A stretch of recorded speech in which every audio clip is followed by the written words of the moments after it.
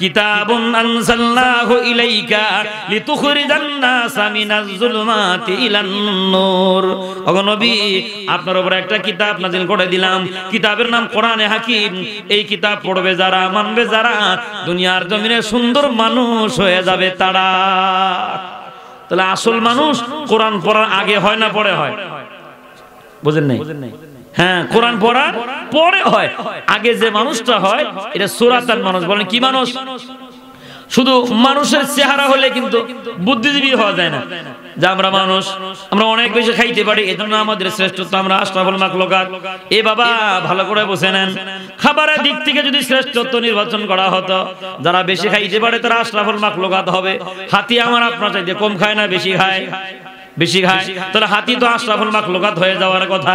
মনে রাখবেন, বুদ্ধিমাতার ভিতরে বেশি থাকলে পরে যদি বুদ্ধিজীবী হওয়া যাইত, আর যদি সুন্দর মানুষ হওয়া যাইত, আশরাফুল মাখলুকাত হওয়া যাইত।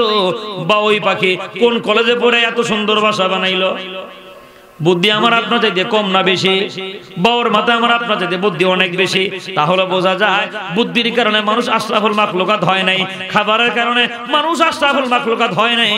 মানুষ আশরাফুল মাখলুকাত হয়েছে কেবলমাত্র আল্লাহর দয়া এবং মায়া।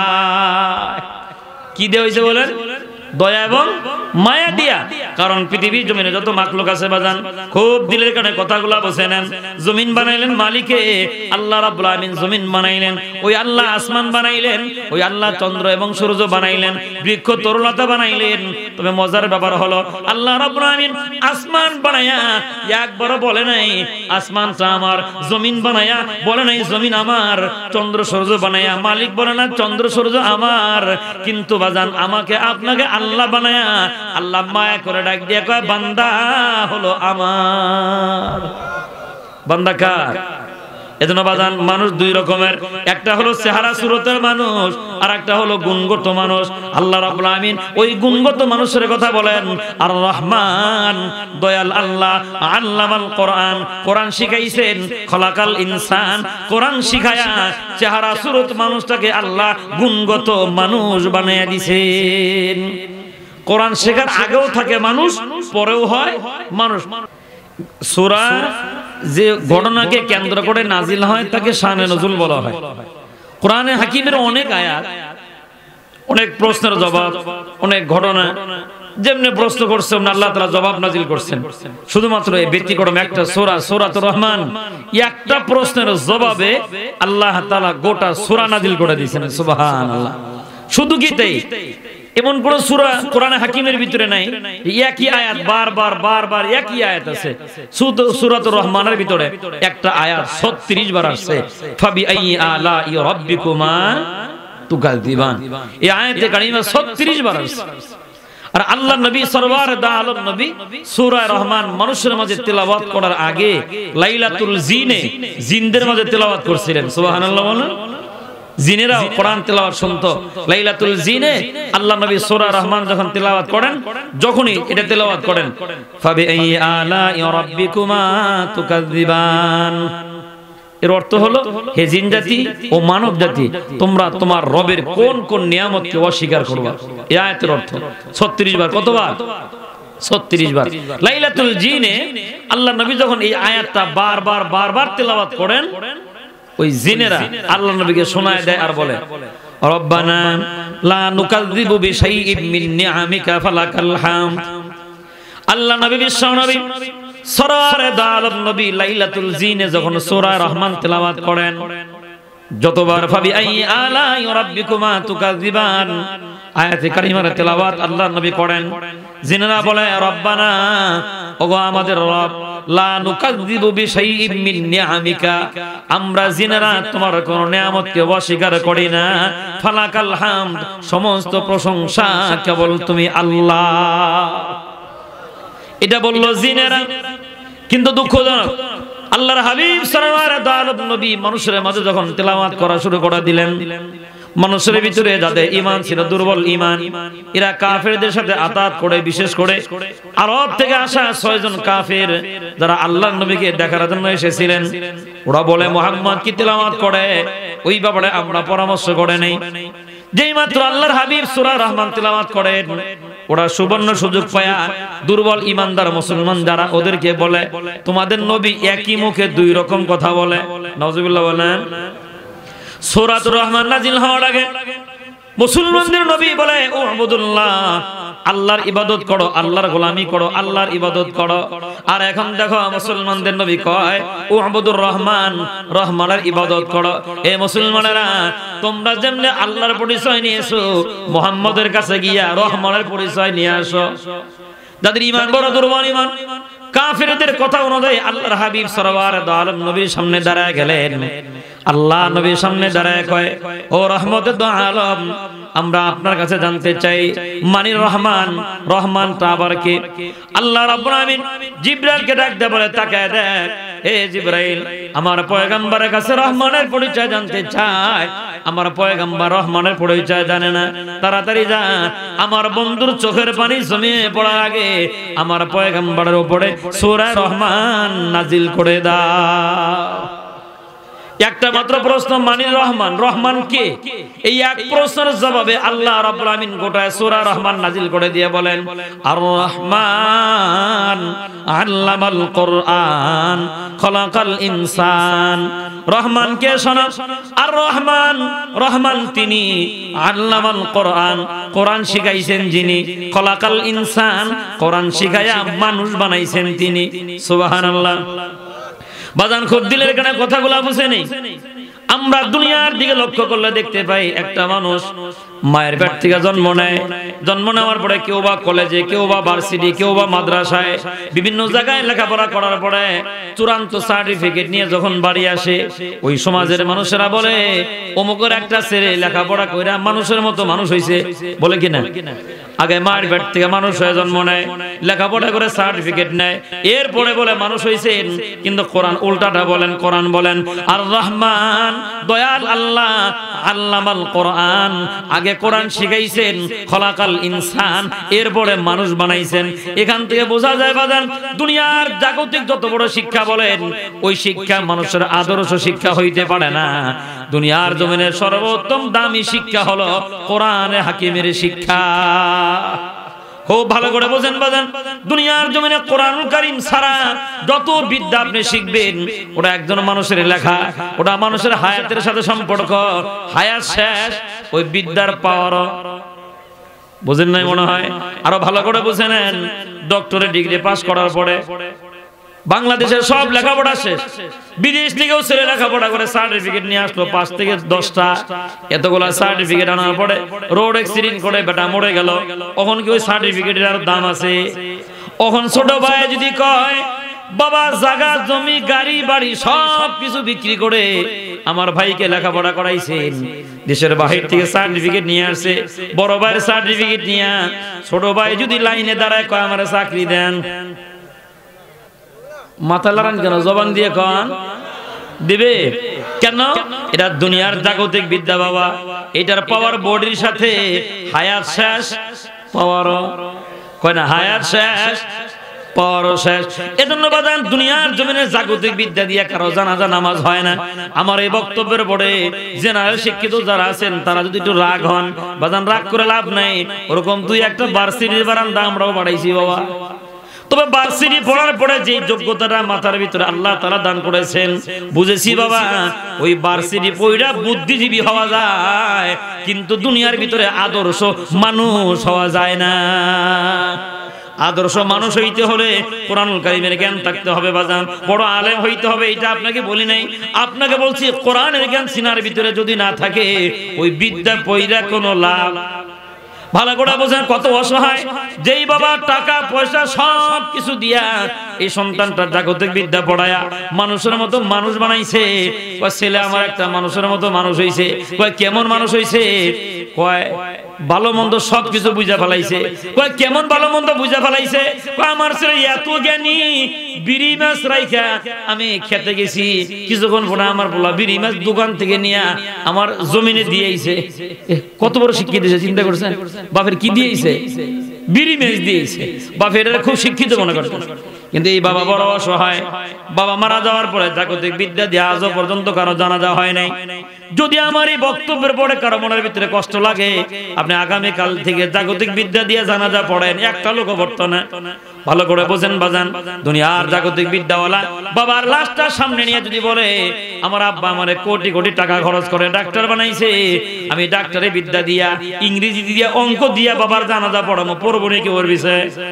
দ্বারা যদি ইংরেজিতে স্টার্ট করে, to the principal we beg most respectfully state that you are a student of your college, আল্লাহু আকবার, ইংরেজি দিয়ে কেন?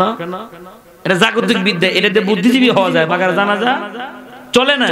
এখন যদি ম্যাথ যে বড় বললো অঙ্কওয়ালা, হ্যাঁ যদি কয় পিছাও তোমার ইংরেজিতে হয় নাই, আমি অঙ্ক দিয়ে চালায় দিই, এবার অঙ্কের মাস্টার সামনে যায় কয় a plus b whole square minus 2ab b square এর পিথাগোরাসের সূত্র দিয়ে স্টার্ট করি, হইব না? না, এটা আপনি যত অঙ্ক কোন, ইংরেজি কোন, ভূগোল, অর্থনীতি, সমাজ বিজ্ঞান, রাষ্ট্রবিজ্ঞান, যত বিদ্যাই বলেন, এই বিদ্যা দিয়ে বুদ্ধিজীবী হওয়া যায়, কিন্তু নিজের বাবার জানাজা নামাজটাও পড়ানো যায় না। তাহলে কি মানুষটা হলেন? এটা রব্বে কারিম বলেন ওটা আসল মানুষ নয়। আসল মানুষটা কখন হয়? আর রহমান আল্লামাল কোরআন খলাকাল ইনসান, এই মানুষটা কোরআন পড়ে যখন, এই মানুষটা সুন্দর মানুষ হয়ে যায় তখন। যদি সে জাগতিক বিদ্যা পড়ে, কোরআন না পড়ে, জাগতিক বিদ্যা পড়ে, কোরআন হাদিস যদি না পড়ে, এই লোকটার দ্বারা ওজনে কম দেওয়া অসম্ভবের কিছু নয়। খাদ্যে ভেজাল দেওয়া তার দ্বারা সম্ভব, ওজনে কম দেওয়া সম্ভব, পরের জমিনের আইল কাটাও তার দ্বারা সম্ভব। কিন্তু বাবা কোন মানুষের সিনার ভিতরে যদি কোরআন থাকে, ওই মানুষটার দ্বারা খাদ্যে ভেজাল দেওয়া সম্ভব নয়, ওজনে কম দেওয়া সম্ভব নয়, ওই মানুষটার দ্বারা অন্যের জমিনের বাতর কাটাও সম্ভব নয়। দুনিয়ার জাগতিক বিদ্যা কইরা বইনের সম্পদ মাইরা দেওয়া সম্ভব, দুনিয়ার জাগতিক বইরা বুদ্ধিজীবী হইয়া ভাইয়ের জমিন না দিয়া দাড়ি টুপি জুব্বা রাইখা হজে যাওয়া বুদ্ধিজীবী দ্বারা সম্ভব, একটা আলেমের দ্বারা সম্ভব নয়। এজন্য বুদ্ধিজীবী আর আলেম দুটা কিন্তু এক জিনিস না। বুদ্ধিজীবী বুঝেন, যেটা অনেক আছে কয় চাকরিজীবী, যে চাকরি করে জীবিকা নির্বাহ করে, চাকরিজীবী চাকরি করে খায়। অনেক আছে বুদ্ধিজীবী, যে বুদ্ধি বেচা খায়। বুঝেন নাই? কি বেচা খায়? এটা বুদ্ধিজীবী, মানে বুদ্ধি দিয়া জীবিকা নির্বাহ করে। এটা কি জীবী? এটা কিন্তু আসল মানুষ নয় বাজান, এটা সূরাতান মানুষ। আসল মানুষ কখন হয়? ওই সূরাতান মানুষ যখন কোরআনে হাকিমের সাথে ছোঁয়া লাগায়, আল্লাহ তাআলা সূরাতান মানুষটাকে গুণগত মানুষ বানায়া দেয়। কি দিয়া? কোরআন দিয়ে বলেন কি দিয়া? এজন্য আল্লাহ রাব্বুল আলামিন বলেন কিতাবুন আনজালনাহু ইলাইকা লিতুখরিজান নাসা মিনাজ যুলুমাতি ইলান নূর। ওগো নবী, আপনার উপর একটা কিতাব নাযিল করে দিলাম, কিতাবের নাম কোরআনে হাকিম। এই কিতাব পড়বে যারা, মানবে যারা, দুনিয়ার জমিনে সুন্দর মানুষ হয়ে যাবে তারা। তাহলে আসল মানুষ কোরআন পড়ার আগে হয় না পরে হয়? বুঝেন নাই? হ্যাঁ, কোরআন পড়ার পরে হয়। আগে যে মানুষটা হয় এটা সূরাতান মানুষ। বলেন কি মানুষ? শুধু মানুষের চেহারা হলে কিন্তু বুদ্ধিজীবী হওয়া যায় না। যে আমরা মানুষ, আমরা অনেক বেশি খাইতে পারি, এজন্য আমাদের শ্রেষ্ঠত্ব, আমরা আশরাফুল মাখলুকাত। এ বাবা ভালো করে বুঝে নেন, খাবারের দিক থেকে যদি শ্রেষ্ঠত্ব নির্বাচন করা হতো, যারা বেশি খাইতে পারে তারা আশরাফুল মাখলুকাত হবে। হাতি আমার আপনার চাইতে কম খায় না বেশি খায়? বেশি খায়। তাহলে হাতি তো আশরাফুল মাখলুকাত হয়ে যাওয়ার কথা। মনে রাখবেন, বুদ্ধিমত্তার ভিতরে বেশি থাকলে পরে যদি বুদ্ধিজীবী হওয়া যাইতো, আর যদি সুন্দর মানুষ হওয়া যাইতো, আশরাফুল মাখলুকাত হওয়া যাইতো। বা ওই পাখি কোন কলেজে পড়ে এত সুন্দর বাসা বানাইলো? বুদ্ধি আমার আপনার চাইতে কম না বেশি? বাবার মাথায় আমার আপনার চাইতে বুদ্ধি অনেক বেশি। তাহলে বোঝা যায় বুদ্ধির কারণে মানুষ আশরাফুল মাখলুকাত হয় নাই, খাবারের কারণে মানুষ আশরাফুল মাখলুকাত হয় নাই। মানুষ আশরাফুল মাখলুকাত হয়েছে কেবলমাত্র আল্লাহর দয়া এবং মায়া। কি দিয়ে হয়েছে বলেন? দয়া এবং মায়া দিয়া। কারণ পৃথিবীর জমিনে যত মাখলুক আছে বাজান, খুব দিলের কানে কথাগুলা বসে নেন। জমিন বানাইলেন মালিকে, আল্লাহ রাব্বুল আলামিন জমিন বানাইলেন, ওই আল্লাহ আসমান বানাইলেন, ওই আল্লাহ চন্দ্র এবং সূর্য বানাইলেন, বৃক্ষ তরুলতা বানাইলেন। তবে মজার ব্যাপার হলো আল্লাহ রাব্বুল আলামিন আসমান বানায়া একবারও বলে নাই আসমানটা আমার, জমিন বানায়া বলে নাই জমিন আমার, চন্দ্র সূর্য বানায়া মালিক বলে না চন্দ্র সূর্য আমার। কিন্তু বাজান আমাকে আপনাকে আল্লাহ বানায়া আল্লাহ মায়া করে ডাক দিয়ে কয় বান্দা হলো আমার। বান্দা কার? এজন্য বাজান মানুষ দুই রকমের, একটা হলো চেহারা সুরতের মানুষ, আর একটা হলো গুণগত মানুষ। আল্লাহ রাব্বুল আলামিন ওই গুণগত মানুষের কথা বলেন, আর রহমান দয়াল আল্লাহ আল্লামাল কোরআন, কোরআন শিখাইছেন, খলাকাল ইনসান, কোরআন শিখায়া চেহারা সুরত মানুষটাকে আল্লাহ গুণগত মানুষ বানাইয়া দিছেন। কোরআন শেখার আগেও থাকে মানুষ, পরেও হয় মানুষ, দুইটার ভিতরে বেশ কোনটা কি, এটাই আজকের আমার আলোচ্য বিষয়। বাজান খুব গভীর মনোযোগ। আল্লাহ রাব্বুল আমিন বলেন কোরআন শিখাইছি, মানুষ বানাইছে। আল্লাহ কাকে শিখাইছেন? বোঝা যায় আমাদের আগে যারা ছিলেন আল্লাহ তাদেরকেও শিখাইছেন। তাফসীরে কিতাবের ভিতরে পাওয়া যায় আল্লাহর এই জমিনে মানুষ হয় দুই রকমের, একজন হয় জন্মসূত্রে নবী, আর নবীর আমলে যারা জন্ম নেয় তারা হয় ওই নবীর উম্মত। তাহলে মানুষ দুই রকমের, একজন নবী আর একজন হয় উম্মত। আল্লাহ রাব্বুল আমিন দুই রকমের মানুষকে দুইটা পদ্ধতিতে আল্লাহ তাআলা কোরআন শিখায়া আদর্শ মানুষ দুনিয়াতে বানাইছেন। সুবহানাল্লাহ। ভালো করে বুঝেন বাজান, দুইটা পদ্ধতি, একজন হলো নবী আর একজন হলেন নবীর উম্মত। নবীদেরকেও কে শিখাইছেন? বলেন, কথা বলেন, কে শিখাইছেন? আল্লাহ শিখাইছেন। দুনিয়ার জমিনে কোন নবী এবং রাসূল দুনিয়ার কোন কলেজ ভার্সিটিতে লেখাপড়া করে না, নাকি আপনাদের এলাকায় পড়ছে দুই একজন? পড়ে নাই। কেন? নবীরা দুই কারণে পড়ে না। কয় কারণ বলেন? এক নাম্বার, নবী যারা হবেন তারা জন্মসূত্রেই নবী। সুবহানাল্লাহ। কোন দলিল প্রমাণ দেওয়া হয় 40 বছর পরে। নবী কি 40 বছর পরে হয় না জন্মসূত্রেই হয়? নবী কিন্তু জন্মসূত্রেই হয়, দলিল প্রমাণ দেওয়া হয় 40 বছর পরে। এটা হলো এক নাম্বার কারণ, জন্মসূত্রে যারা নবী হবেন এই জন্য তাদের আর পড়াশোনা করার কোনো দরকার নাই। দুই নাম্বার, দুনিয়ার কোন কলেজ ভার্সিটিতে যদি কোন নবী রাসূলুল্লাহ লেখাপড়া করতেন, ঘটনা কি ঘটতো? এই মুরব্বী আমার বাম পাশে বসা, মনে করেন মুরব্বীর কাছে যদি আমি 4 বছর লেখাপড়া করে চলে গেছি বাড়িতে, 5 বছর পরে এসে বলছে স্যার আমি আপনার কাছে লেখাপড়া করে তো নাউজুবিল্লাহ আমি তো নবী হয়ে গেছি গা, তখন স্যারের দাড়ি লাগাবার কবে, এই বেটা আমার লেখাপড়া কইরা, আমার বিদ্যা পড়া, আমি তো তোর ওস্তাদ, আমি তোরে পড়াইছি, আমার কাছে পড়াশোনা কইরা তুমি যদি নবী হও তাহলে তো আমি আল্লাহ হয়ে গেছি। কথা বুঝতেছেন? এজন্য বাদান খুব গভীর মনোযোগ। আল্লাহ রাব্বুল আমিনের পরে এই পৃথিবীর জমিনে আসমানের নিচে কেউ যাতে উলুহিয়াতের দাবি করতে না পারে, কেউ যেন নিজেকে আল্লাহ দাবি করতে না পারে, এজন্য আল্লাহ রাব্বুল আমিন দুনিয়ার কোন নবী এবং রাসূলকে দুনিয়ার কোন কলেজ ভার্সিটিতে না পড়ায়া আল্লাহ রাব্বুল আমিন নিজে বলেন আমি নিজে কোরআন শিখায়া, আসমানে বিদ্যা শিখায়া নবীদেরকে মানুষ বানায়া দিছি। বলেন, কে শিখাইছেন? কোন নবী রাসূলকে কলেজ ভার্সিটিতে পড়বে তো দূরের কথা, কলেজ ভার্সিটি বারান্দায়ও নেয় নেই, মুক্তবেও নেয় নেই। একজন নবীর বেলা একটু ভিন্ন রকম হয়। ঈসা রূহুল্লাহ মা মারিয়ামের পেটে জন্ম নিলেন বাবা ছাড়া। কি ছাড়া বলেন? বাবা ছাড়া জন্ম নিলেন। মা মারিয়াম চিন্তায় পড়ে গেলেন, আমার ছেলে তো বাবা ছাড়া জন্ম নিল, লেখাপড়া না করলে তো দুনিয়ার মানুষ ইজ্জত দিবে না। বাচ্চাটা কোলে নিয়ে মুক্তবে চলে গেছে, হুজুর ছেলেটা পড়ায় দেন, টাকা নাই পয়সা নাই, আপনার জন্য দোয়া করে দেব না। চলে গেছে বাড়িতে, মুক্তবের শিক্ষক পয়গাম্বরে কয় এবারে দিকে নতুন ছাত্র আইলে কিন্তু শিক্ষক তার কাছে বসায়, ওস্তাদের কাছে বসায় কথার কথা মনে করেন, তদানীন্তন সময়ের কিতাব খুলে পড়ে, পড়ে পড়ো পড়ো আলিফ, আল্লাহর পয়গাম্বরে কয় আগে আমারে বুঝান আলিফের কি তরজমা, কি সুবহানাল্লাহ কইবেন? ওস্তাদে তো মাথা গরম, এই বেটা আলিফের কি তরজমা, এ পড়বা কাকে কোন বার কি তরজমা, কানে কানে জিবরাইলে কয় খবরদার পড়া যাবে না। সুবহানাল্লাহ। যেই লোকের কাছে তুমি বিদ্যা শিখতেছো বাবা, পরবর্তী সময় তুমি যখন নবী হয়ে যাবা, তুমি নবী হয়ে গেলে এই লোকটা ওস্তাদ দাবি করবে, খোদার দাবি করবে, এজন্য ওর কাছে কোনো কিছু পড়া যাবে না। ওস্তাদে কয় পড়ো, পয়গম্বরের কয় এটার ব্যাখ্যা আমারে বুঝাও, ওস্তাদে কায়দা হাতের ভিতরে দিয়ে কয় বাবা তোর ছুটি যা, তোর ফোন লাগতো না তো একটু দাঁড়া, আলিফার বার কি তরজমা তুই কি জানোস? এবার পয়গম্বরে কয় আমি না জানলে কি তোমারে কই? সুবহানাল্লাহ কোন না। এবার পয়গম্বরে কে জানাইছে কোন? আল্লাহ শিখাইছেন। এবার পয়গম্বর কিতাব নিয়ে বাড়ির দিকে রওনা হয়েছে। অনেক দূর থেকে মা মারিয়াম দেখে ফেলছেন সন্তান চলে আসতেছে, দৌড়ে গিয়ে সন্তানকে কোলে করে নিয়ে বলে বাবা না জানি কত বড় বেয়াদবি করেছো, ওস্তাদ তোমাকে মাদ্রাসা থেকে বাড়ি করে দিয়েছে, বাবা চলো না আবার মুক্তবে যাই, আমি হাত জোর করে মাপ চাবো, তোমাকে লেখাপড়া করে মানুষের মতো মানুষ হইতে হবে। আল্লাহর পয়গম্বর তার মার সামনে দাঁড়ায় কয় ওগো মা আমি তো পড়তে চাই, ওস্তাদই তো পড়ায় না। সুবহানাল্লাহ। আমি তো পড়তেই চাই মাগার ওস্তাদে মা মারিয়াম বলে বাবা না জেনে ভুল করে ফেলছো, চলো। মা মারিয়াম সন্তান কোলে করে নিয়ে আবার মক্তবের দিকে রওনা হয়।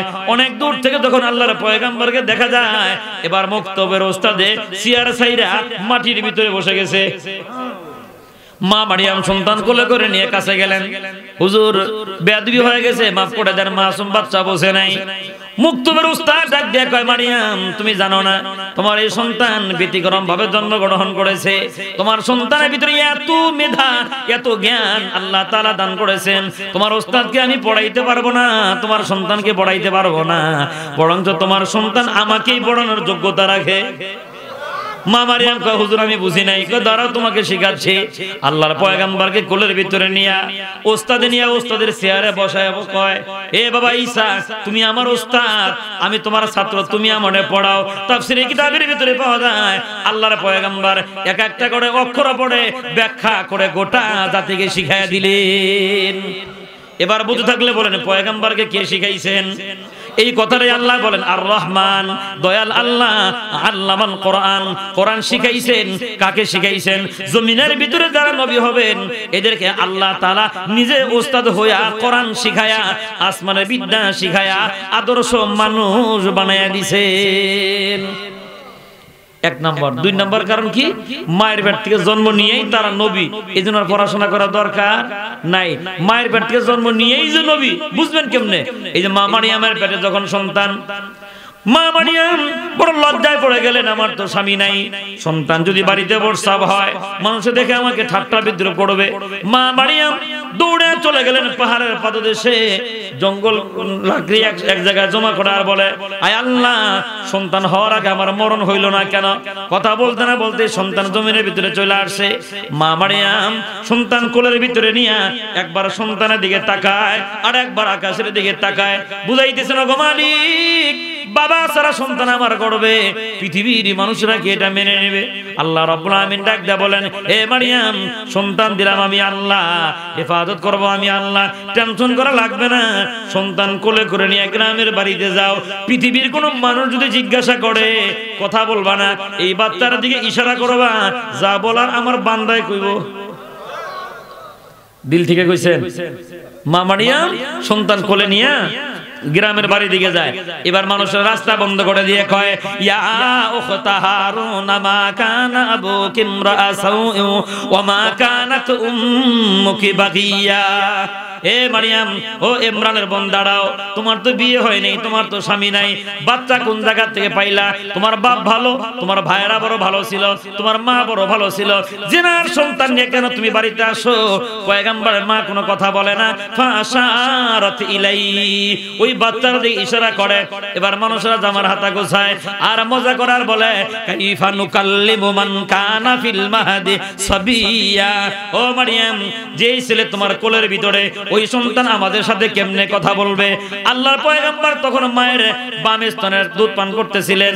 দুধ পান করতে গিয়া ডান হাতটা তার মায়ের বুকের সাথে লাগানো।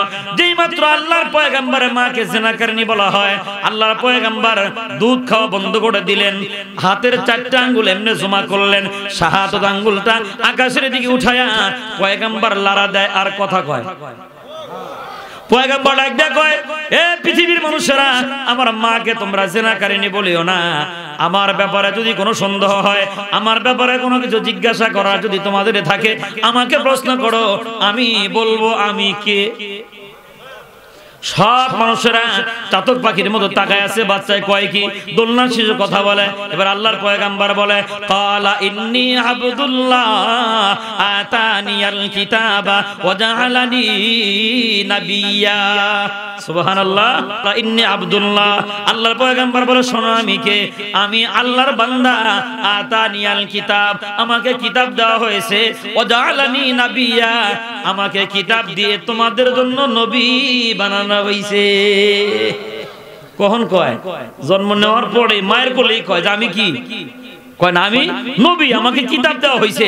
তাহলে এই কারণে বাজান, জন্মসূত্রে যারা নবী হবেন, দুনিয়ার কলেজ ভার্সিটি তাদের পড়ার কোনো প্রয়োজন নাই। এই কারণে আল্লাহ নবীদেরকে কলেজ ভার্সিটিতে নেয় নাই। নাম্বার 2, যদি কারো কাছে লেখাপড়া করতেন, ওই পণ্ডিতে খোদা দাবি করত।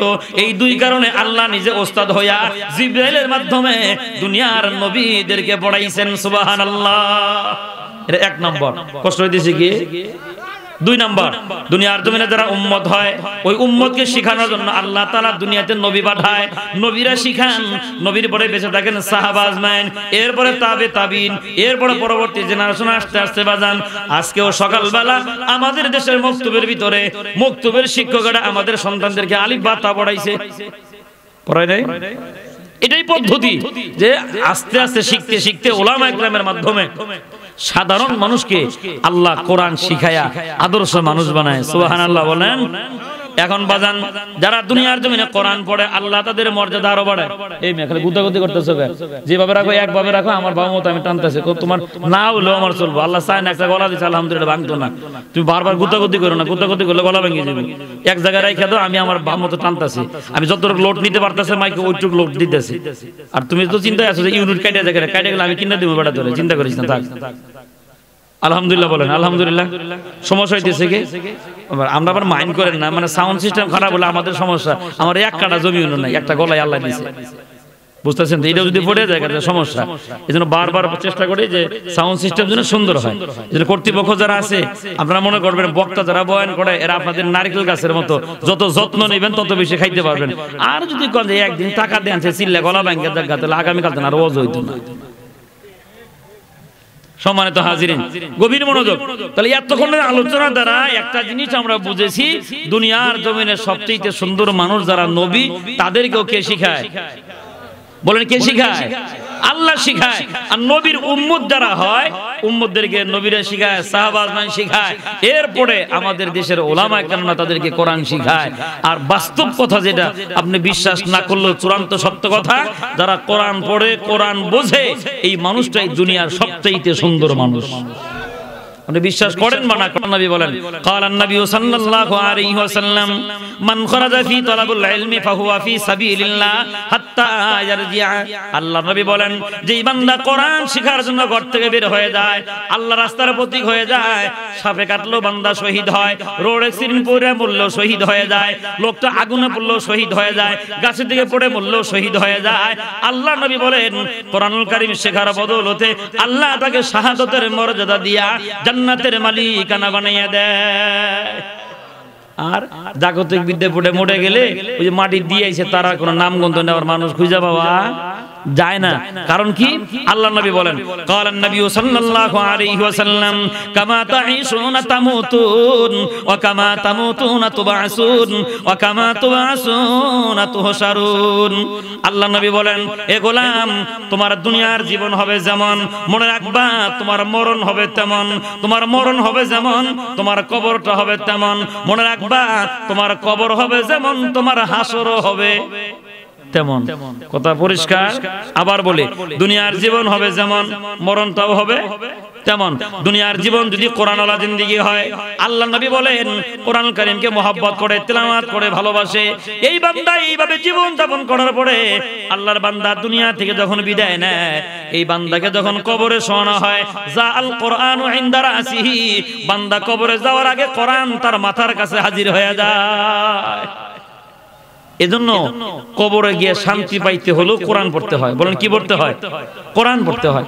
আর দুনিয়াতে আদর্শ মানুষ হইতে হলে কোরআন শিখতে হয়, কোরআন পড়তে হয়। আর দুনিয়াতে সবচেয়ে ভাগ্যবান ওই মা বাপ যার সন্তান কোরআন পড়ে।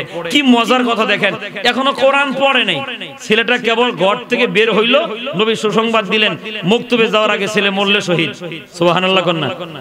আর রোড অ্যাক্সিডেন্ট হয়ে মরলেও শহীদ, আগুনে পুড়ে মরলেও শহীদ, গাড়ি চাপা পড়ে মরলেও শহীদ। তাহলে ওই মা বাপ হলো শহীদের মা বাপ। আর এই ছেলে যখন মক্তবে যায়, দেখেন ছোট্ট মানুষ মাসুম বাচ্চা, আমল নামায় জারি হয় নাই, মক্তবে যায় কি ছেলে শুধু পড়ে না দুষ্টামিও করে। এমন ভাবে কইতেছেন মনে হয় আর জীবনে মক্তবে জানো নাই। গেছেন তো? আমরা গেছেন, আপনারা গেছেন কিনা? আমি তো যারা বসেন সবার সাথে বয়স আমারই কম দেখা যায়। মক্তবে গিয়ে আমরা যতক্ষণ পড়ছি তার সাথে দুষ্টামি বেশি করছি। মক্তবে যায় দেখবেন একজন একদিন পড়ে, যখন ওর এদিক ওদিক দেখা যায় না, তখন আমরা কি করতাম, ওর কায়দা না পকেটে লুকিয়ে থুইতাম। এরকম ইতিহাস আছে না?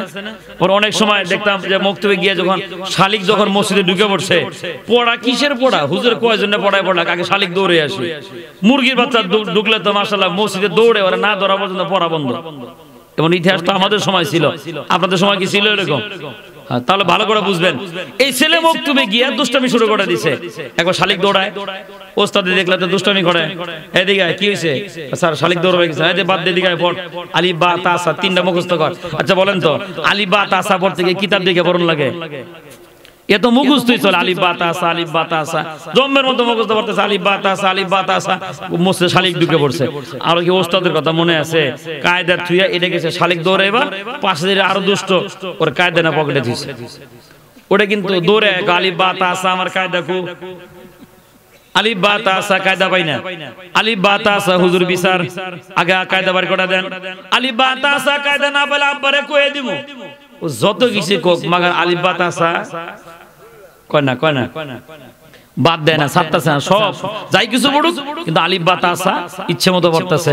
এইভাবে যখন পড়ে তখন হুজুরের কাছে হুজুর বিচার চাই, আমার কায়দা নাই আলিফ বা তা সা, এই বেটা কি হয়েছে কায়দা নাই, যখন বিচার দিবার গেছে ও আস্তে করে কায়দা বার করে জায়গা মতো রেখে দিছে, ও আয়া আলিফ বা তা সা কায়দা পাইছি, আলিফ বা তা সা পাইছে গেলি গে, মানে যাই কিছু পড়ুক আমাকে আলিফ বা তা সা মুখে পড়তে।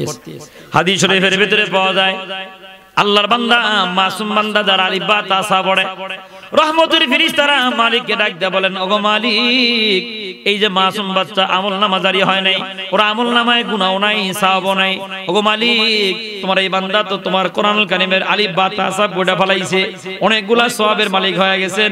আপনার নবী বলছেন একটা হরফ পড়লে 10টা করে নেকি হয়, ও কতবার পড়লো তার কোনো হিসাব নাই, ওর তো আমলনামায় চালু হয় নাই, গুনাহ নাই সওয়াব নাই, ওরা আমলনামাগুলা কোন জায়গায় রেখে দিব? আল্লাহ রাব্বুল আলামিন ডাক দেয়া বলেন, আমার বান্দা কয়বার কইছে হিসাব করে লাগবো, হিসাব কর, হিসাব করা দেখে হিসাব অনেক বেশি স্তূপ হয়ে গেছে সওয়াবের। ফেরেশতারা কয় রব্বুল আলামিন ওর তো আমলনামা জারি হয় নাই, সওয়াব নাই, গুনাহ নাই, বাচ্চাটা মাসুম বাচ্চা এতগুলা সওয়াবের মালিক হয়ে গেল, সওয়াবগুলা কোন জায়গায় নিয়ে দিব?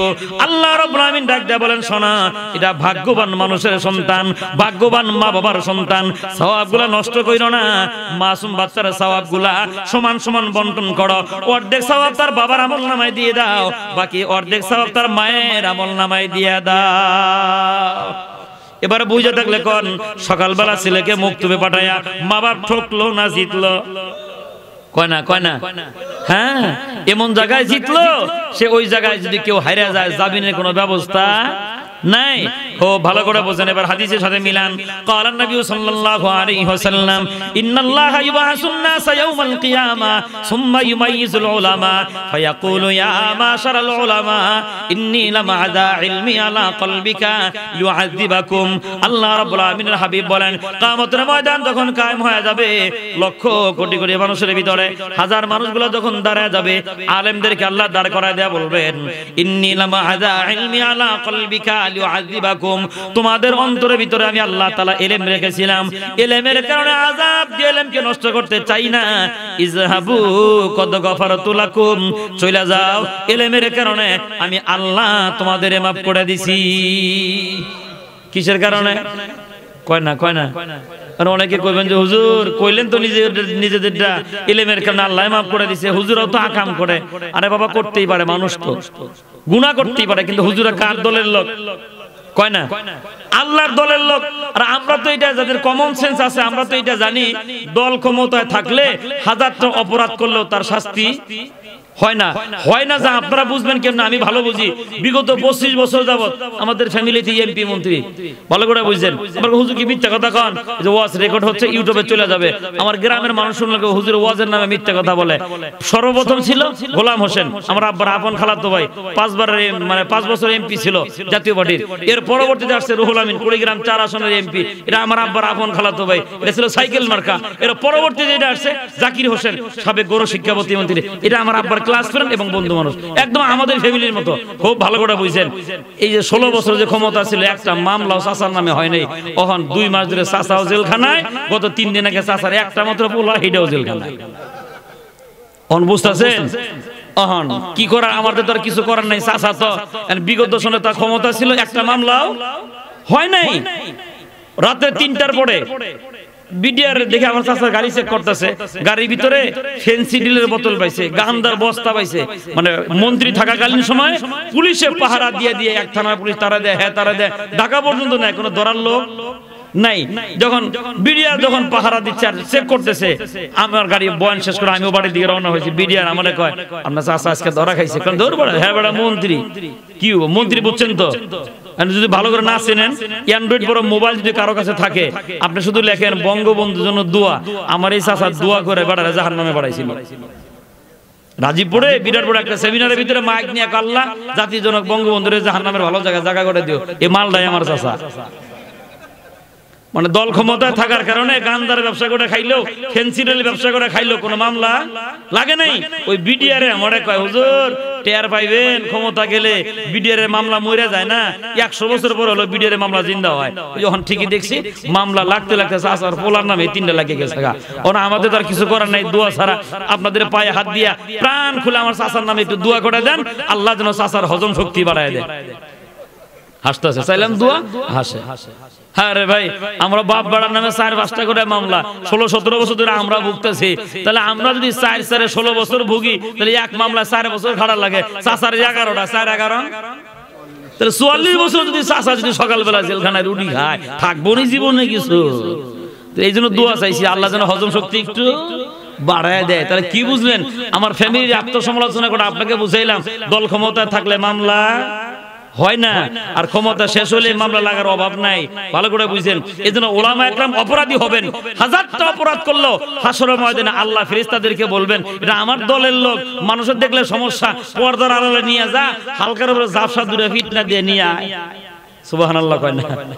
ইলমের কারণেই হালকার উপরে জাফসা ফিটনা দিয়া আল্লাহ কইব ইলমের কারণে মাফ করে দিছি, যাওগা জান্নাতে। সুবহানাল্লাহ বলেন। মুসলমান খুব গভীর মনোযোগ। মদিনাওয়ালা নবী বলেন জান্নাতের সার্টিফিকেট পাওয়ার পরে ওলামা একরাম সামনে আগায় যাবেন, ডান হাতে বাম হাতে সার্টিফিকেট নিয়ে আগায় যাবেন, সামনে দাঁড়ায় যাবে তার মা আর বাবা। এটা আমার আলোচ্য বিষয়। মা বাপ সামনে দাঁড়ায় বলবেন বাবা একটু দাঁড়াও, যে ইলমের কারণে আল্লাহ তোমারে মাফ করে দিয়েছেন, ওই ইলম তোমাকে শিখাইতে গিয়া আমরা জীবনে ভালো জামাটাও পরি নাই, ভালো জুতাটাও পরি নাই। এ বাবা মালিক রে বলো, মালিক যেন ইলমের কারণে আমাদেরও মাফ করে দেয়। হ্যাঁ, বাহানা কি দিয়ে ধরছে বলেন? ইলমের। আল্লাহ নবী বলেন ওলামা একরাম পিছনের দিকে তাকাইবেন, যেই মাত্র পিছনের দিকে তাকাইবেন কোনো আওয়াজ হবে না। আল্লাহ রাব্বুল আলামিন ইশারা দিয়ে বলবেন সামনে দাঁড়াইছে তোমার মা আর বাবা, কথা বলার দরকার নাই, দুজনকে নিয়া তুমি জান্নাতি হয়ে যাও। কিসের কারণে বলেন? হ্যাঁ, ওই কোরআন হাদিস শিখানোর কারণে। ডান হাতে বাবা বাম হাতে মা নিয়া সামনে আগায় যাবে। হাদিসে আসছে এবার সামনে লক্ষ কোটি মানুষেরা দাঁড়ায় যাবে, কেউ হাত লাড়বে, কেউ মাথা লাড়াবে, বলবে হুজুর একটু দাঁড়ান, আমরাও তো ইলমের কারণে আপনারা মহব্বত করতাম। সুবহানাল্লাহ বলেন। এই যে আপনারা বসে আছেন, আমারে দেখে না কিন্তু আমি একটা আনফিট লোক, না আছে বডি ফিটনেস, না আছে চেহারার ফিটনেস, ডেড ফেল, মানে একটাও আমার নাই। তাহলে আমার কারণে বডি ফিটনেসের কারণে কেউ বসে আছেন না, বসে আছেন কোরআন হাদিসে একটু জ্ঞানের, এই তো এটার কারণে হাসরের ময়দানে বাহানা হাজার মানুষ দাঁড়ায় বলবে হুজুর আমরাও আপনারা মহব্বত করতাম, একটু ইলমের কারণে। দেখেন জাহান্নামের আযাব ভোগ করতে করতে জীবনে কিছু নাই, ওই মালিক রে বলেন মালিক যেন একটু আমাদেরও মাফ করে দেয়। সুবহানাল্লাহ বলেন। আল্লাহ নবী বলেন উলামা একরাম আবার পিছনের দিকে ফিরবেন, আল্লাহ রাব্বুল আলামিন ডাক দেয়া বলবেন উলামা একরামের দলেরা শোনো, সামনে দাঁড়াইছে যারা ওরা আমার বান্দা, ওরা জাহান্নামে ছিল, আযাব ভোগ করতে করতে ওদের কর্ম ছাড়া ইলমের বাহানা সামনে দাঁড় করায়া তোমার সামনে দাঁড়ায় গেছে। আমার একটা বান্দাকেও রাইখা যাও না, সবগুলা নিয়া জান্নাতি হয়ে যাও। এবার সাহাবী দাঁড়ায় গেছে, হুজুর সংখ্যা কতজন হইব, কয়জন নিয়ে যাবে? আল্লাহ নবী বলেন আমি নিজেও জানি না কতজন নিয়ে যাবেন। আল্লাহ নবী বিশ্ব নবী সরওয়ারে দো আলম নবী বলেন এ বেটা আকাশের দিকে তাকাও। সাহাবা আজমান আকাশের দিকে তাকাইলেন, আল্লাহ নবী বলেন আকাশের তারকা গণনা করো। সাহাবা আজমান বলেন আকাশের তারকা গণনা গুনতে গুনতে আমরা হয়রান পেরেশান হয়ে গেলাম। আল্লাহ নবীর সামনে কয় মাফ চাই, তারকা গণনা করা সম্ভব নয়। আল্লাহ নবী বলেন তাহলে শোনো, আল্লাহর আসমানের ভিতরে তারকারাজির সংখ্যা হবে যত, আমার উম্মতের একজন হক্কানি আলেমের মাধ্যমে সুপারিশ প্রাপ্ত হইয়া আমার উম্মতের জান্নাতীদের সংখ্যা হবে তত। কিসের কারণে? বলেন কিসের কারণে? ইলমের কারণে। তাহলে কি বুঝলেন? ইলমের কারণে মা বাপ ছোট্ট ছেলেটা মক্তবে পাঠায়া দিয়া হলো ভাগ্যবান মা বাপ, আর জান্নাতের আশাও করতে পারে এই সন্তানের মাধ্যমে। আল্লাহ নবী বলেন উলবিসা ওয়ালিদাহু তাযাইয়াউমাল কিয়ামা জুউহু মিন আহসানিশ শামস। আল্লাহ নবী বলেন দুনিয়ার জমিনে কারো সন্তান যদি আলেম হয়, হাফেজ হয়, এই হাফেজ আর আলেমের মা বাবার মাথার উপরে আল্লাহ রাব্বুল আমিন এমন একটা টুপি পরায় দিবেন যেই টুপির কিরণ হবে সূর্যের চাইতে অনেক বেশি। কিসের চাইতে? সূর্যের চাইতে অনেক বেশি। এখন বলবেন যে হুজুর তাহলে হাফেজ রে আল্লাহ তাআলা কি দান করবেন? হাফেজের কারণে মা বাবারই এত মর্যাদা, তাহলে হাফেজে কি পাইলো? এটা বোঝার আগে ছোট্ট একটা দৃষ্টান্ত বোঝেন। আলহামদুলিল্লাহ বয়স এক বড় কম হয় নাই, ধরেন 34, এখন রানিং চলতেছে। ওয়াজের বয়স 14-15 বছর। তাহলে আজ থেকে 12-13 বছর আগের কথা বলতেছে, যখন আমি গাড়ি কিনি নি, লোকাল বাসে ঘুরে ঘুরে ঘুরে ঘুরে মাহফিল করতাম। লোকাল বাস বুঝেন তো, মানে কেউ দাঁড়ায় থাকে, কেউ বসে থাকে, হাজার রকমের মানুষ। হেলভারে কন্ট্রাক্টরে উঠে গিয়ে কয় ভাই ভাড়া দেন। আমার পিছনে অনেক ছাত্ররা আছে, ওরা 10 টাকা করে ভাড়া দিতে স্যার কয় স্টুডেন্ট, 20 টাকার ভাড়া 10 টাকা দেয়, আর কি কয় স্টুডেন্ট। পিছনে তখন আমিও ছাত্র, আমিও লেখাপড়া করি, তখন আমি দাড়ি জ্বালায় গেছে, যদি আমি কই স্টুডেন্ট বেটা তো নাও মানতে পারে, তো সমস্যা। হুজুর তো তুমি মাথায় উল্টাপাল্টা কথা কইলে সমস্যা। আমি 20 টাকায় ভাড়া দিয়ে দিছি। আমার পিছনে এক মুরব্বী বসে বসে দাড়ি চুলকাই দিয়েছে। কন্ট্রাক্টরে যা কয় চাচা ভাড়া দেন, চাচা হাসে আর কয় আমি স্টুডেন্টের বাপ। কি কয়? আমি স্টুডেন্টের, আমার উঠে গেছে হাসি। চাচা এইটা আপনি কি কইলেন? কয় বুঝেন নাই, এই যে 3 পোলায় যে ভাড়া দিছে 10 টাকা করে, এরা ব্যক্তি আমার সন্তান। তাহলে স্টুডেন্টের ভাড়া যদি হাফ হয়, আমি ওর বাপ হলে আমার ভাড়া বুঝতেন কিছু? এটা দুনিয়া দিয়ে যদি বোঝেন, স্টুডেন্টের ভাড়া হাফ, ওর বাপের ভাড়া মাপ, তাহলে হাসরের ময়দানে অবস্থাটা এরকমই হবে। হাফেজ আলেমের কারণে মা বাবার ইজ্জত সম্মান আল্লাহ বাড়ায় দিয়া এবার হাফেজ আলেমদেরকে ডাক দেয়া বলবেন ইকরা ওয়াত্তাকি, পড়ো আর সরো। কোরআনুল কারীমে যতটা আয়াত আছে ওই কয়টা তালা বিশিষ্ট জান্নাতের মালিক তোমাকে বানায় দিলাম। এই জন্য দুনিয়ার জমিনে যাদের সন্তান হাফেজ বানাইছেন, আলেম বানাইছেন, ঠকছেন না জিতছেন? জিতছেন। আর একটা মজার তথ্য শোনাই, যার সন্তান নেককার সন্তান হয়, আল্লাহ নবী বলেন প্রত্যেক জুমার দিনে যদি এই সন্তানটা মা বাবার কবরে বসে দাঁড়ায় আর দোয়া পড়ে, সন্তানের চোখের পানি জমিনে পড়ার আগে আল্লাহ তাআলা মা বাবারে মাফ করে দেয়। এজন্য বাজান গভীর মনোযোগ, পরকালের নাজাতের জন্য হলেও সন্তানদেরকে দ্বীন শিখাইতে হয়, কোরআন শিখাইতে হয়, হাদিস শিখাইতে হয়। আর যদি অবহেলা করে ছেলে মেয়েদেরকে কোরআন না শিখান, আল্লাহর পরিচয় না দেন, ছেলে মেয়ে যদি জাহান্নামী হয়, ওই মা বাবাকেও জাহান্নামী হতে হবে। নাউজুবিল্লাহ বলেন না?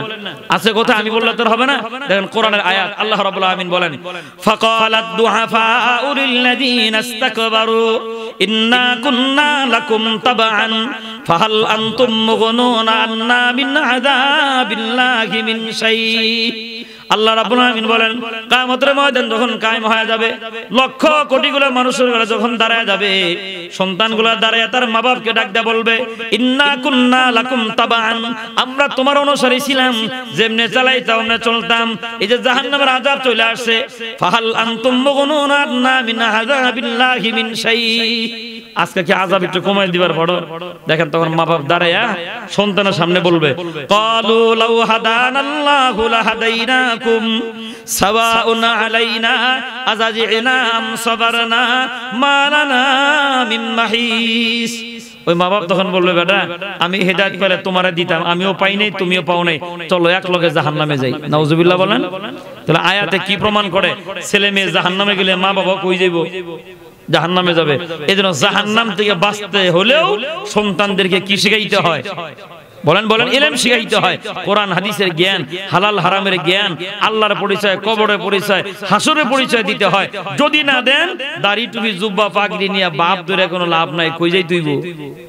কয় না জাহান্নামে যাইতে হবে। এজন্য ধন্যবাদ জানাই ওই জেনারেল শিক্ষিত ভাইদেরকে যারা কোরআন শিক্ষার মার্কাজ এখানে তৈরি করছেন। আলহামদুলিল্লাহ বলেন আলহামদুলিল্লাহ। দোয়া করেন যারা মরে গেছেন এই মাদ্রাসার বদৌলতে মালিক যেন প্রত্যেকের কবরকে জান্নাতের বাগান বানায় দেন, আমিন বলি। আর যারা এই কোরআনের মার্কাজ, কোরআনের প্রতিষ্ঠান টিকিয়ে রাখতেছেন, আল্লাহ প্রত্যেকের হায়াতের ভিতরে যেন বরকত দান করে দেন। আমি আপনি দোয়া না করলেও আল্লাহ বরকত দিবেন।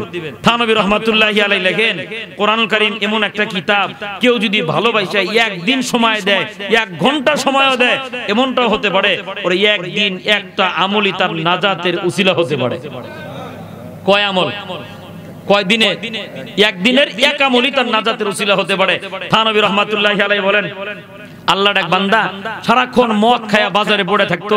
হঠাৎ করে রাতের গভীরে তার ঘুম ভেঙে গেল। এখন মনে হয়ে গেছে আমাকে বাড়ি যাইতে হবে। বাড়ি যাইতেছে, দেখে গ্রামের মেঠো পথ চিপা চাপা দিয়া জঙ্গলের ভিতরে হঠাৎ করে একটা বাড়িতে কান্নার আওয়াজ। দরজা ঠকঠক করে আওয়াজ দেয়, এ বাবা কাঁদতেছো কে? দরজা খোলো। খোলার পরে দেখে মাদ্রাসার এক ছাত্র এক হাতে বাতি নিয়ে আর এক হাতে আল্লাহর কোরআন নিয়ে কাঁদতেছে। মদে মাতাল জিজ্ঞাসা করে, এই বেটা হাতে কোরআন আর এক হাতে বাতি, কাঁদতেছো কেন? কি হয়েছে? ছাত্র কয়, হুজুর কয় আপনার তো চিনলাম না, আপনার বাড়ি কই? কয় আমার বাড়ি এই গ্রামে। কয় কেন? আমার জিগাইলেন যে, এই বেটা তুই কাঁদতেছোস কেন? কয় কাঁদতেছে বাতির তেল নাই। আমার এই বাতির তেল দিয়ে রাতে আমি কোরআন তেলাওয়াত করতাম, তেল নাই। মধ্যে মাতালে মনে বড় মায়া লেগে গেছে, হারে যা আমি তো সারা জিন্দেগি মদ খায় কত টাকাই না নষ্ট করে ফেললাম, আর আল্লাহর বান্দার টাকার অভাবে বাতি তেল দিয়ে কোরআন তেলাওয়াত করতে পারতেছে না। মধ্যে মাতাল হাত বাড়ায় দিয়ে কয়, বাবা দাও তোমার বাতি, আমি তোমার বাতিতে তেল ভইরা বাতি জ্বালায় দিই। সুবহানাল্লাহ কোন? এইবার বুঝে থাকলে কোন হেদায়েতের মালিক? মধ্যে মাতাল হাত আগায় দিয়ে কয়, বাবা দাও তোমার বাতি। মদে মাতাল বাতি নিয়ে বাজারে চলে গেলেন। দোকানদারের ঘুম থেকে জায়গায় কয়, তেল ভরো। বাতির ভিতরে তেল ভরে কয়, আগুন জ্বালায় দাও। মেশটা হাতের ভিতরে দিয়ে কয়, তুমি জ্বালায় নাও। মদে মাতাল আস্তে করে যখন বাতি জ্বালাবেন, আল্লাহ রাব্বুল আলামিন জিবরাইল ডাক দিয়ে কয়, এ জিবরাইল মদে মাতালের হেদায়েতের খাতাটা খোল।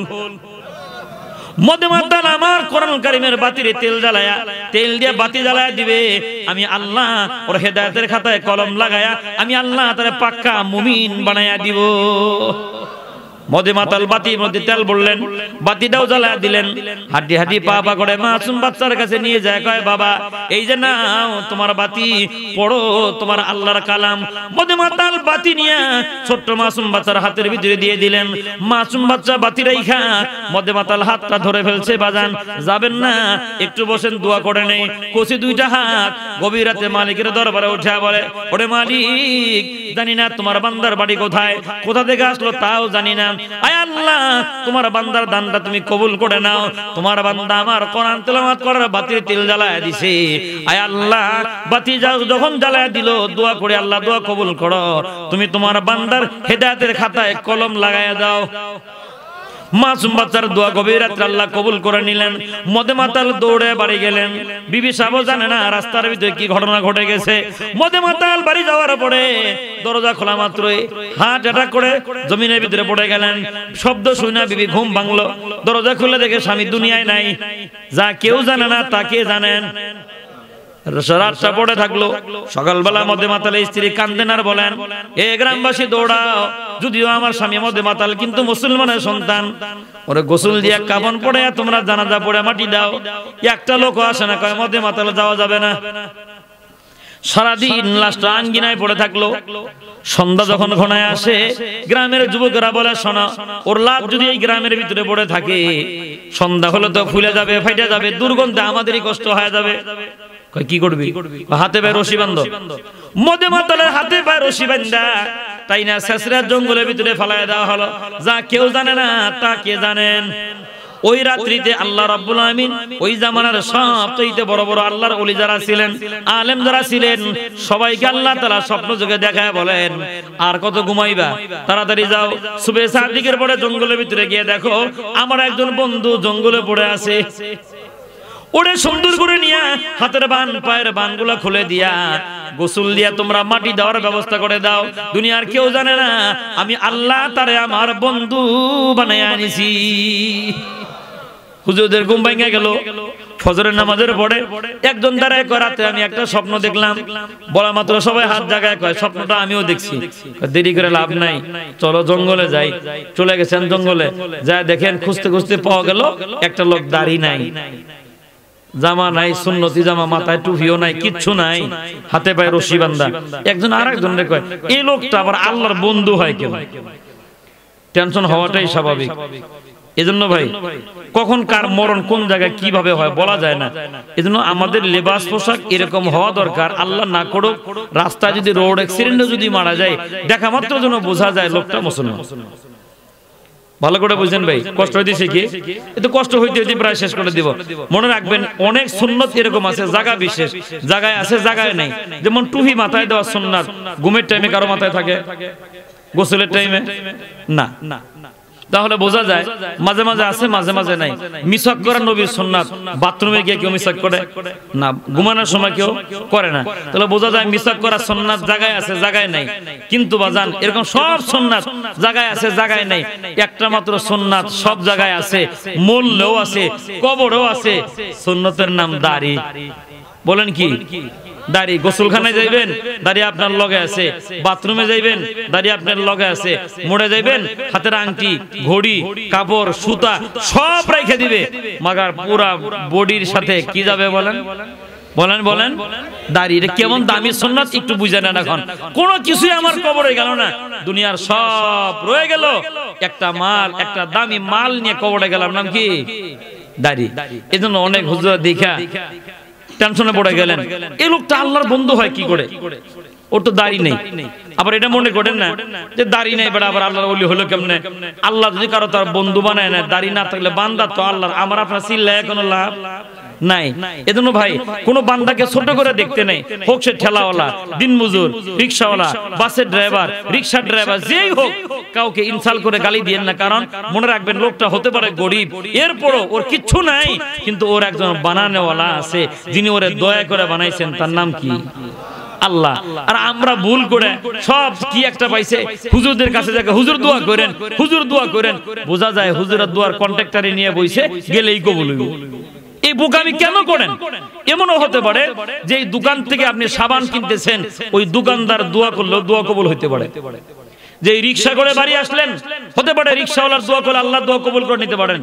আপনি যে বাসে করে আসতেছেন, বাসের কন্ট্রাক্টর হেল্পার দোয়া করলে দোয়া কবুল হইতে পারে।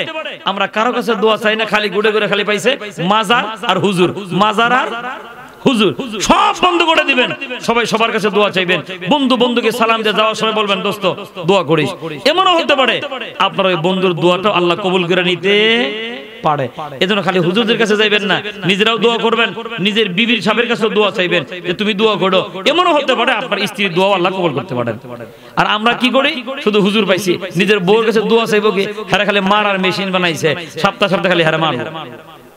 আছে না কিছু মানুষ এরকম? গভীর মনোযোগ। মানুষে কয় এটা কেমন মানুষ আল্লাহর বন্ধু হয়ে গেল?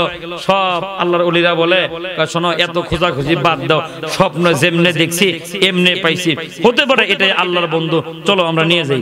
নিয়ে গেছেন, গোসল দিয়া জানাজা রেডি, মানুষদেরকে ডাকে আর আসো না জানাজা পড়ো, কেউ আসে না, কয়টা মধ্যে মাতাল, আমরা জানাজার ভিতরে যাইতেছি না, তোমাদের যেমন খুশি তোমরা তোমার তেমন পড়ে নাও।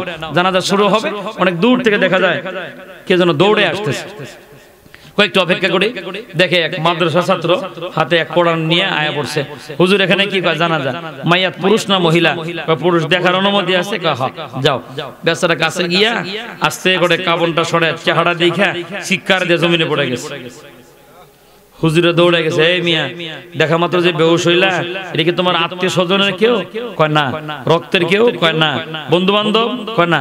দেখে বেহুশ হইলা যে ছোট্ট মানুষ কান্দে আর কয় হুজুর আল্লাহর এই বান্দা গত রাত্রিতে আমার বাতির তেল ভরে দিছেন, আল্লাহর এই বান্দা আমার কোরআন তেলাওয়াত করা বাতির তেল কিনা দিছেন, গত রাত্রিতে আমার মাথার ভিতরে হাত দিয়া আল্লাহর বান্দা ওয়াদা করে গেছেন বাঁচবে যতদিন আল্লাহর বান্দা আমার কোরআন তেলাওয়াত করা বাতির তেল কিনা দিবেন ততদিন। আজকে যদি আমার তেল ফুরিয়ে যায়, আমার বাতির তেল কে ভরে দিবেন, কে বাতি জ্বালায় দিবেন? এজন্য আমি কাঁদতেছি। হুজুর এবার টের পাইলেন, যদিও লোকটা মদে মাতাল, কিন্তু কোরআনুল কারীমের বাতি জ্বালানোর কারণে আল্লাহ তাআলা তার হেদায়েতের খাতায় বাতি জ্বালায় দিছেন। বড় কৌতূহলে মন নিয়া সব হুজুরা লাশটা দেখার জন্য গেলেন। গিয়ে দেখতেছেন মদে মাতালে কপালের ভিতরে কালো অক্ষরে লেখা ভেসে উঠে গেছে, কদ গফারাল্লাহু কদ গফারাল্লাহ। আল্লাহ তাআলা তার এই বান্দাটারে মাফ করে দিবেন। কয় আমলে? কয় দিনের? এ বাবা, একদিনে একটা আমলে যদি মদে মাতাল আল্লাহর বন্ধু হয়ে যায়, আমি আপনি আশরাফুল মাখলুকাত, আমরা পাক্কা নামাজি, রমজানের রোজাগুলো আমরা রাখি, আমরা যদি কোরআনুল কারীমের পিছনে শ্রম দেই, মহব্বত আর ভালোবাসা দেই, আল্লাহ তাআলা আমাদেরকে বন্ধু বানাইতে পারে কি পারে না? পারে তো, বিশ্বাস হয়। এইজন্য কোরআনকে মহব্বত করা দরকার আছে না নাই? কোরআনকে মহব্বত করলে এটা আপনার জন্যই লাভ। ছোট্ট আর একটা দৃষ্টান্ত দিলেই বোঝা যায়। এই যে সোফা সেট, এটা একটা কাঠ দিয়ে বাজান তৈরি। কত বক্তা বয়ান করে গেল, কোন বক্তারে দেখছেন কি সোফারে সুমা দিয়ে গেছে? কেউ সুমা দেয়া যায় নাই। কিন্তু বাজান এই সোফা বানানোর পরে খানিকটা তক্তা বাসরে এরকম করে যদি রিহাল বানায়, এইটার উপরে কোরআন রাইখা কয়েকটা দিন তেলাওয়াত করার পরে, অথবা তেলাওয়াত করেই নাই, শুধুমাত্র রিহালটা বানাইলেন, দেখতে এরকম দেখা যায়। হাত থেকে পড়ে গেলে বালুটা ঝাইরা তারে সুমা খায়। বেদামি একটা কাঠ সামান্য সময় কোরআনুল কারীমের সাথে লাগার কারণে যদি সম্মান বাইরে যায়, আশরাফুল মাখলুকাত মানুষ যদি কোরআনুল কারীমের সাথে সোয়া লাগায়, আল্লাহ তাআলা তার সম্মান দুনিয়া এবং আখিরাতেও আল্লাহ বাড়াইয়া দেন। বাজান আমি আপনাকে বুঝাইতেছিলাম, কোরআন পড়ার আগেও হয় মানুষ, কোরআন শরীফ পড়ার পরেও হয় মানুষ। দুইটা মানুষের ভিতরে বেশ কম আছে না নাই? এটা বুঝে এটা বলে আজকের মতো বাজান বিদায় নেওয়া হবে। একজন মানুষ পরবর্তীতে খলিফাতুল মুসলিমিন হলেন ওমর ইবনে খাত্তাব রাদিয়াল্লাহু তাআলা। মুসলমান হওয়ার পরে এত হিংস্র মানুষ ছিলেন, আল্লাহর নবীকে হত্যা করার জন্য আবু জাহেল ঘোষণা করে দিলেন, তোমাদের ভিতরে কেউ কি আছো মুহাম্মাদের কাল্লা আইনা আমার সামনে দিয়ে দিবা? কেউ দাঁড়াইতে সাহস পায় না। খলিফাতুল মুসলিমিন পরবর্তীতে যিনি হইলেন ওমর ইবনে খাত্তাব রাদিয়াল্লাহু তাআলা দাঁড়ায় বলেন, মামা মুহাম্মাদের কাল্লাটা আমি আইনা দিব। নাউজুবিল্লাহ খান, হ্যাঁ আমি এনে দিব। তরবারি হাতে নিয়ে আবু জাহেলের সামনে দাঁড়াইছে, খাতা কলম নিয়ে গেছে, কয়েকজন স্বাক্ষর করেন। আপনাদের তো কথা কাজে মিল নাই, পরে তো নাও করতে পারেন, এর স্বাক্ষর দেন। আবু জাহেল স্বাক্ষর দিল যে মুহাম্মাদের কাল্লা আনলে 100 লাল উটনি দেওয়া হবে। কয়শো? 100 লাল উটনির লোভে পড়ে খলিফাতুল মুসলিমিন তরবারি নিয়ে যাইতেছেন, নবীর কাল্লা আনবে। এই কিচ্ছা কইলেও আজকে রাত কাটায় দেওয়া সম্ভব। কিচ্ছা বলা আমার উদ্দেশ্য নয়। আবারও জানতে চাই, হেদায়েতের মালিক, হেদায়েতের মালিক তরবারি নিয়ে যাইতেছে, নবীরে হত্যা করবে। আল্লাহ রাব্বুল আলামিনের জন্য জিবরাইল কয় ওমর রাইতে দে, ও আইতেছে কাল্লা নিতে, আমি দিয়ে দিমু কলেমা। লম্বা ঘটনা সব আপনারা জানেন, এজন্য ওটা আমি বলছি না। এবার তরবারি নিয়ে খলিফাতুল মুসলিমিন হযরত ওমর আল্লাহর নবীর কাছে গিয়ে তরবারিটা নবীর পায়ের কাছে জমা দিয়ে কয়, এই যে তরবারি আপনার পায়ের কাছে জমা দিলাম, আমার মাথাটাও জমা দিলাম, কপালও দিলাম, আপনি আমারে কালেমা পড়ায়া মুসলমান বানায় দেন। আসছে কাল্লা নিতে, এখন নিল কি? কালেমা। কি নিলেন? কালেমা। দেখেন কালেমা নিছেন তো নিছেনই, মুসলমান হইয়া লাভ দিয়ে দাঁড়ায় গেছে। আল্লাহ নবী ডাক দিয়ে বলেন, এ ওমর কেন দাঁড়ায় গেলাম? হযরত ওমর ফারুক রাদিয়াল্লাহু তাআলা দাঁড়ায় বলেন, ইয়া রাসূলুল্লাহ, ইয়া হাবিবাল্লাহ, আমার কাছে খবর আসছে আপনি নাকি গোপনে গোপনে আযান দিয়ে নামাজ পড়েন। আমি তো এখন মুসলমান হয়ে গেছি, আর গোপনে আযান দিলে চলবে না। কাবার চত্বরে একজন মুসলমান পাঠান, প্রকাশ্যে দিবালোকে আযান হবে। এমন কোন মায়ের পুত জন্ম নেয় নাই, আযান বন্ধ করে দেয়। কবি বলেন, এলান কর কাবা মে কিয়া জিসনে ইবাদত, এলান কর কাবা মে কিয়া জিসনে ইবাদত, ফারুক লকব নামে ওমর শান সাহাবা, ফারুক লকব নামে ওমর শান সাহাবা। দেন পড়ায়া আজান হবে, আমি পিছনে তরবারি নিয়ে দাঁড়ায় থাকবো। আল্লাহ নবী কয়, ওমর সময় এখনো আসে নাই, অপেক্ষা করো, সময় এলে আমি বলবো। কিছুক্ষণ বসে থেকে আবার দাঁড়াইছে। আল্লাহ নবী বলেন, এই বেটা বারবার দাঁড়াও কেন? এইবার খলিফাতুল মুসলিমিন দাঁড়ায় এই জামার হাতা গোছাই দিয়েছে। হুজুর, আমার মনের অবস্থা এমন, আমার মনে হয় আপনি আমার নিষেধ করেন না, নিষেধ করলেও কামটা আমি করে ফেলাম। সুবহানাল্লাহ কোন সুবহানাল্লাহ। আল্লাহ নবী চিন্তা করলেন, এই পাগল থামানো সম্ভব নয়। বুঝে শুনে কইও, মাত্র মুসলমান হইছো, এমন আপত্তিকর কিছু বইলো না যে কাজ করলে ঈমান হারা হয়ে যাও। দাও, অনুমতি দিলাম। খলিফাতুল মুসলিমিন ডাক দিয়ে কয়, ইয়া রাসূলুল্লাহ, ইয়া হাবিবাল্লাহ, আযানের অনুমতি দেন নাই, মাইনা নিলাম, তবে একটা অনুমতি দেন। এই যে আপনার পিছনে পাহাড়ের নাম জাবালে আবু কুবাইস, যারা হাজী সাহেব আছেন, যারা হজে গেছেন, কাবার 14 নম্বর গেট বাবে আব্দুল আজিজ, এই গেট থেকে সোজা পিছন দিকে যে পাহাড়, উঁচু পাহাড়ের নাম জাবালে আবু কুবাইস। হযরত ওমর রাদিয়াল্লাহু তাআলা দাঁড়ায় বলেন, ওগো নবীজি, আপনি আমারে অনুমতি দেন, ওই জাবালে আবু কুবাইসের উপরে দাঁড়ায়া যেই কাফেরেরা আপনার কাল্লা আনার জন্য পাঠাইছেন, আমি তাদেরকে লক্ষ্য করে একটা বক্তব্য দিয়াই। আসছে কাল্লা নিতে, নিচে কালেমা, উল্টা বক্তব্য দিব। কি দিব? হ্যাঁ, যাও, অনুমতি দিলাম। খলিফাতুল মুসলিমিন পাহাড়ের চূড়ায় দাঁড়াইছে, জামার হাতটা গোছাইছে, আমার দিকে তাকান, জামার হাতগুলা গোছাইয়া হাতে 4টা আঙ্গুল এমনি জমা কইরা শাহাদাত আঙ্গুল এরকম লাটতাছে আর বক্তব্য দিতেছে। সুবহানাল্লাহ। খলিফাতুল মুসলিমিন বলেন, এ মক্কার কাফেরেরা ভালো করে শুনে রাখ, আজকের এই মুহূর্তের পর থেকে কেউ যদি নবীর সাথে বিরোধিতা করতে চাও, তোমার মায়ের কাছ থেকে বিদায় নিয়ে আইসো, তোমার মা সন্তান হারা হবে। বিবির কাছ থেকে বিদায় নিবা, তোমার বিবি বিধবা হবে। ছেলে মেয়ের কাছ থেকে বিদায় নিয়ে আইসো, তোমার ছেলে মেয়ে এতিম হওয়ার সম্ভাবনা আছে। বক্তব্য দিতেছে। আবু জাহেল কয়, কি রে বক্তব্য কাটা দেয়? ভালো করে খেয়াল করে দেখে বক্তব্য ওমর দিতেছে। সুবহানাল্লাহ কয় না? বলেন কয়টা কিতাব শিখছে? নাম কি? কোরআন। নবীর কাছে মাত্র শিখছে কোরআন একটা কিতাব, শুই নাই উল্টা বক্তব্য দিয়ে নবীর কাছে আয়া পড়ছে। আগে হুজুর আপনি আমার কোরআন তেলাওয়াত করায় দেন। নবী কোরআন তেলাওয়াত করায় দিলেন। পরবর্তী সময় এই লোকটা কোরআন পড়ার পরে কত নরম মানুষ হইছে। কোরআন শিখতে শিখতে খলিফাতুল মুসলিমিন হওয়ার পরে রাতে দিনে 24 ঘন্টার ভিতরে মাত্র 1 ঘন্টা ঘুমাইতেন। কয় ঘন্টা ঘুমাইতেন? মিয়া 2-1টা ওয়ার্ডের মেম্বার না, 2-4-5টা থানা মিলা চেয়ারম্যান আর এমপি মন্ত্রী না, ওয়ার্দ জাহান বোঝেন, সারা পৃথিবীর অর্ধেক সারা পৃথিবীর অর্ধেকের শাসনকর্তা রাতে দিনে 24 ঘন্টায় মাত্র কয় ঘন্টা ঘুমায়? 1 ঘন্টা ঘুমায়। আর আমরা দেখছি যে ওই যে বললাম না যে আমার 3 চাচা মিলে 15-20 বছর ধরে এরা এমপি মন্ত্রী, 15-20 বছর ধরে।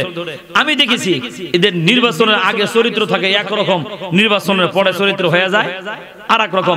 নির্বাচনে যখন প্রথম নমিনেশন জমা দেয়, আমার আব্বা আলেম, আলহামদুলিল্লাহ আলিম মাদ্রাসার অধ্যক্ষ ছিলেন, আমরা 3 ভাই আলেম। নমিনেশন যেদিন জমা দেয় সেদিন আমাকে 3 বাপ বাড়ার দাওয়াত দেওয়ার কয়, দোয়া করো আল্লাহ যেন কবুল করে। আর যখন নির্বাচনে পাশ করে এমপি মন্ত্রী হয়, আমাকে পুলিশের ধরে নিয়ে যায়, চাষা কিছুই হয় না। বুঝেন কথা? বুঝেন?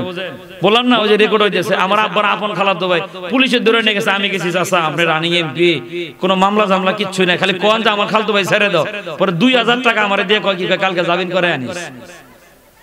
চিন্তা করছেন? আর যখন দোয়া লাগে রাতে 3টায় ফোন দেখে, বাবা দোয়া করিস। আর আমরা দোয়া করে এমপি বানাই, হ্যাঁ এমপি আমাকে আগে সাইজ করে। তাহলে চরিত্র আগেরটা পরেরটা কি একরকম না? বেশ কম আছে? কয় না বেশ কম আছে না? নাই, অনেক বেশ কম আছে। খলিফাতুল মুসলিমিন দেখেন, খলিফা হওয়ার পরে রাতে দিনে 24 ঘন্টা কয় ঘন্টা ঘুমায়? বাকি টাইমে কি করতেন? সারা দিন তো মানুষের খেদমত করতেনই, রাত্রিবেলা মানুষের দ্বারা দ্বারে ঘুরে বেড়াইতেন। রাত্রে কোনো মানুষ না খায় ঘুমাইছে কিনা তাও সুবহানাল্লাহ করতে পারেন না। আর আমাদের এমপি মন্ত্রী হওয়ার পরে যে হ্যাঁ যে ঢাকায় যে গেছে, হেরার দেশে পাওয়া যায় না।